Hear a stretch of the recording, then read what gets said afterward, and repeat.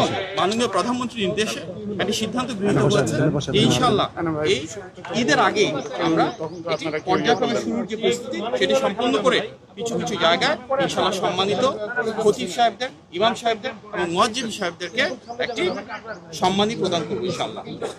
এর পাশাপাশি বিএনপির একটি বড় নির্বাচনী প্রতিশ্রুতি ছিল সারা বাংলাদেশের প্রতিটি মানুষের জন্য যেন মেধার ভিত্তিতে বৈষম্যবিহীনভাবে আমরা কর্মসংস্থান সৃষ্টি করতে পারি।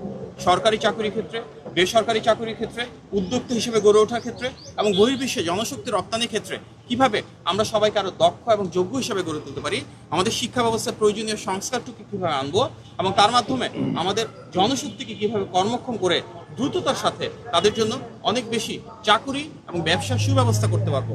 তার জন্য প্রয়োজনীয় যে ডিরেগুলেশন প্রয়োজন, ব্যবসা বাণিজ্য এবং শিল্প কারখানার নীতিমালার প্রয়োজন রয়েছে সংস্কারের জন্য, এবং টেকনিক্যাল এবং ভোকেশনাল এডুকেশনকে আরও কীভাবে প্রাধান্য দিব আমরা, বিদেশে বিভিন্ন দূতাবাস যারা রয়েছে এবং বাংলাদেশের বিদেশি যে দূতাবাস রয়েছে তাদের সাথে সমন্বয়ের মাধ্যমে কিভাবে আমাদের জনশক্তিকে আরও দক্ষ এবং যোগ্য করে বিদেশে পাঠাতে পারবো, এগুলি নিয়ে বিস্তারিত আলোচনা হয়েছে।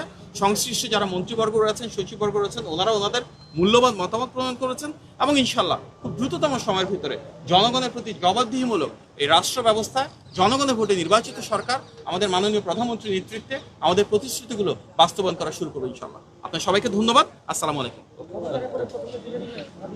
এই বিষয়ে সিদ্ধান্ত নিতে হবে, একটা কমিটি করা হয়েছে, ওনারা বসে আলোচনা করে তারপর জানাবেন এবং ঈদের আগে এগুলি নিয়ে আলোচনা হচ্ছে টেকনিক্যাল টিম এবং বিভিন্ন মন্ত্রণালয়ের আন্তঃমন্ত্রণালয়ে আলাপ আলোচনার মাধ্যমে এগুলো সিদ্ধান্ত হবে। মির্জা আলম ভাই এখানে আছেন, উনি সেই কমিটির একজন গুরুত্বপূর্ণ সদস্য, ওনারা পরবর্তীতে এই বিষয়ে অবহিত করবে। তবে আমরা আপনাকে আশ্বস্ত করতে চাই নির্বাচনের আগে বেশ কিছু জায়গায় ইনশাল্লাহ এই কার্যক্রম আনুষ্ঠানিক ঈদের আগে এই কার্যক্রম ইনশাল্লাহ শুরু হবে। সবাইকে অনেক ধন্যবাদ। আসসালামু আলাইকুম।